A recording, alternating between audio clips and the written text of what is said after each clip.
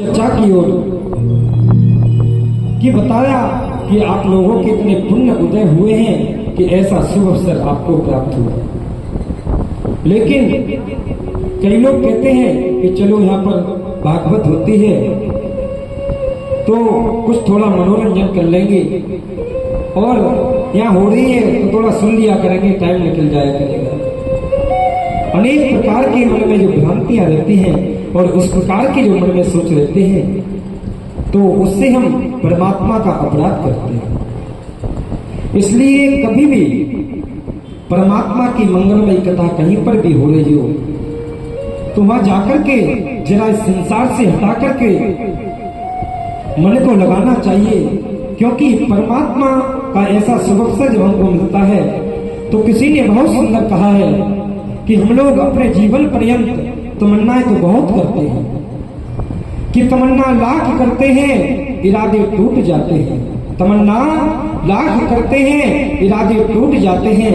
वो भगवत कथा में तभी हम आ पाते हैं तब हमको श्री बांके बिहारी बुलाते हैं।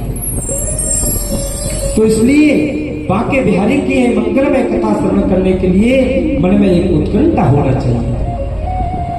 और देखिए, इस भगवत चर्चा में जब भी हम कथा इत्यादि राम कथा हो या कृष्ण कथा हो, कोई भी भगवत चर्चा यदि होती है ना, तो क्या होता है महाराज, क्यों वहां आकर के निद्रा देवी जो है वह हमको व्यवधान करती है।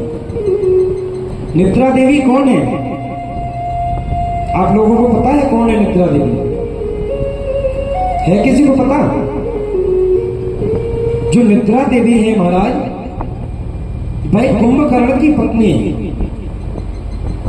जब राजा राघवेंद्र सरकार ने कुंभकर्ण का वध कर दिया महाराज, तो उन्होंने जब वहां आई और आकर के कहती हैं आपने अच्छा नहीं किया, हमारे पति को आपने मार दिया, मैं आपको नहीं छोड़ूंगी।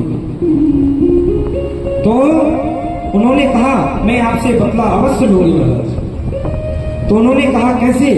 तो बोले इस प्रकार से बदला लूंगी कि जहां पर भी राम कथा हो, कृष्ण कथा हो, भगवत चर्चा हो रही हो, नाम संकीर्तन हो रहा हो महाराज, तो वहां आकर के निद्रा देवी व्यवधान करती है महाराज। थोड़ी सी आवाज बढ़ा देंगे।